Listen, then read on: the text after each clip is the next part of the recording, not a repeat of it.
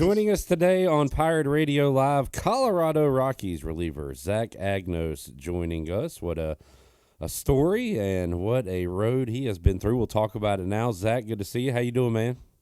I'm doing good. I appreciate you having me on. It's always good talking to you, Clip. Yes, sir. Man, we had a lot of fun when you joined us for baseball season a couple years ago, and how things have changed since then. I just want to talk about the last 5 days or so, Zach. So, when exactly did you get the news that you would be moving up to the big league club? I got it Saturday night, about like 4 o'clock, and immediately called my mom. And then after I told her, well, she was with Jake and then a couple other family members. And then once I called her, I called everybody else and kind of filled them in. It was awesome. You always see all those guys and get called into the office and they kind of get a trick played on them. But Yeah. mine was pretty simple. Mine was, hey, pack your stuff up. You're going to the big leagues, and I was kind of just in shock, and I honestly don't know if it's settled in yet because it's so cool being up here and flying on the plane and being around the guys, going out to dinner with the guys. So it's awesome. Yeah, I should mention Zach joining us live from a Kansas City hotel, getting ready for That's right. Royals or Rockies baseball coming up later on. So you had no idea, Zach, that this might be coming. No, no, not at all. I mean, I knew we had a doubleheader that day, and I knew that they could bring up another pitcher, but from my understanding was that pitcher had to be sent down immediately after this second game of the doubleheader. So they weren't going to add me on the 40 man and then just send me back down. So I was like, oh, okay, it's not going to be me. I'm not a 40 man guy, whatever. And so they did call up someone else for that doubleheader game, and then they just called me up. I had no idea why. It's just they called me and I was like, all right, let's go, let's do it. So So you knew at that time, did they say, hey, you're going to be throwing tonight or tomorrow night? no, no. So funny story. I get called up. They're like, hey, you have a flight tomorrow at 7 a.m. And then we got a doubleheader against the Nats. You're not going to be activated for the first game, but you're going to be activated for the second game. So go to the team hotel, um, get some sleep, set your alarm for like 1 o'clock, get to the field in the fourth inning of the first game. So I'm like, all right, sweet. Like that sounds good. Didn't sleep at all the night before, maybe an hour. I was just so excited. And then I get on the plane, sleep for like 20 minutes. Then took the train to the hotel because you can take the train from the airport pretty much right to the stadium, and the hotel's right there. And just shower, I get in bed, and I'm like, oh man, this feels so nice. Lay down, and then I was like asleep, but like not really. I could hear things, so I heard my phone buzzing, didn't think much of it, and then I heard a knock on the door, and I'm like, all right, check my phone. I was like, I'm late. I checked my phone. It's like 12 o'clock. I'm like, oh no, I'm good. But I got like five missed calls from the Rockies front office, and I'm Wow. like, oh shoot, what did I do? I was like, what? How does this happen already? Like, I was like, how did I mess up already? And next thing you know, it's one of the front office guys is at my door knocking. He's like, "Hey man, like you got to go. You're now activated for the first game, so we got to go."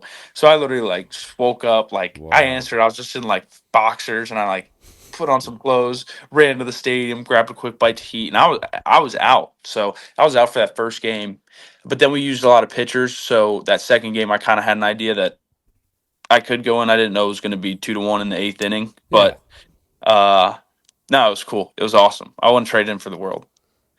Coming in the eighth, 1 run game, crucial spot, and you get the 3 outs there. A long out on the last one. How did that one feel when the batter hit that last one? Yeah, it didn't feel great. Looking back, I was looking at the video. He didn't get all of it, but he definitely got a little bit of it. A little bit, a little bit. Little bit, yeah, enough to make my heart stop and start going out the wrong way. So, um, but no, it was cool. Everybody, I walked in the dugout. Everybody was like, "Nah, we knew he didn't get a new." I was like, "Not me. Like, I don't care what you guys think. Like, I thought he got it." Um, but it was so cool. It really was cool. Yeah, Except and that and last, my one my thing. mom. Oh, sorry. No, go ahead. I'm sorry. I think my agent was there, and he was taking a video, and apparently in the video when the guy hit it, my mom goes, "Oh, that's gone." Well, I was going to bring up your mother and your family. One thing that never gets old, Zach, is seeing a guy make his debut and they do the family shots in the interview. And the Agnoses are an all-time family. If you follow ECU baseball, you know that. But man, you had a crew up there pulling for you, and what did they call him? Jeff, don't call me Jake Agnos was interviewed. I don't know if you Oh saw yeah.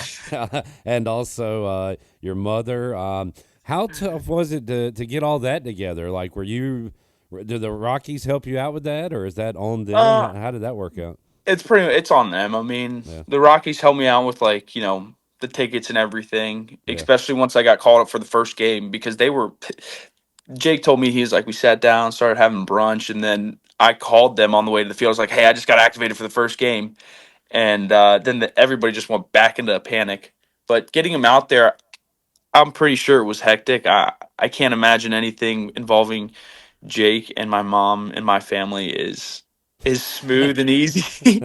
But no, they got out there. That's all that matters. That's what they all said. "All right, we got out here." So um, no, I'm glad they did, and it was a long travel day and 2 days for them. So no, it was awesome. It was Well, awesome. speaking of Jake, I was watching Hurricanes playoff hockey last night. That reminds me that I was at a Hurricanes game when Jake had his one of his best performances ever, and Cliff Godwin pulled him, and Jake got Oh mad gosh. and argued Oh on the yeah. mound. And so anyway, that made me think of Jake. I texted him last night, told him you were coming on, and said, "Man, we got to keep you humble. You got any good Zach stories?" And just real quick, he just said Oh no, but great. he used to always pronounce the name Beatrice Beat Rice, and said that you sprained your ankle doing a pregame celebration your senior year of high school. So we got to keep you. We can't let your head get too big, Zach. Yeah. I'd How do you prefer not to sprain your talk. ankle before a game? What are you doing? I'd prefer not to talk about the first one, but the second one I'll talk about. Well, I always did like a handshake with one of my buddies before the game, and it ended with like a chest bump. And he jumped up, we jumped up, and he kind of landed a little like split legged, and I came down on his foot, and I just like felt like and I was like, oh no, and I was Ooh. like, you know what, I'll be fine, and I ran out there and obviously limping. And then I don't know if you ever had like a hot flash and you start like sweating for no reason, dizzy. Yeah, that was me during the national anthem. I was like spinning, Ooh. get back in the dugout, and I'm like, Coach, I don't know, like it hurts.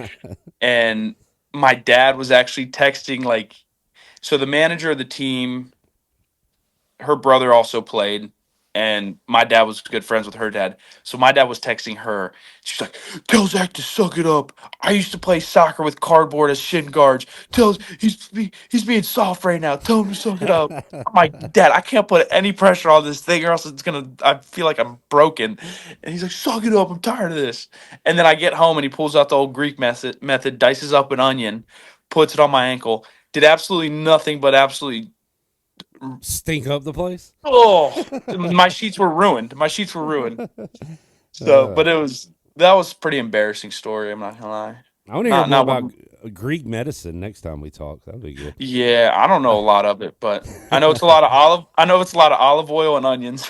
there you go. Zach Agnos joining us. We got to run because bigger name on the other line. Danny Beal and Jeff Palumbo got to get in here, Zach. So you know It's how that goes. whatever. I get it. one day you'll make it, man. I hope so. Zach, man, as you know, we are just elated for you, man. Pirate Nation, we love watching you out there in that Rockies uniform. You didn't pitch yesterday, so who knows? You might get the ball tonight. And Let's hope so. And yeah, Pirate Nation, I appreciate all you guys reaching out. I haven't been able to get to all my texts and messages because there's just been a overwhelming amount of support, and I appreciate it. And um, it's all love from the Agnos family and myself. So it's been an incredible experience, and you guys have made it possible. So thank you guys. thank you so much for joining us, Zach, and let's do it again down the road, buddy. We'll see you. Let's Go Commanders. go Commanders, baby. JD5 for president, baby. See you, bud.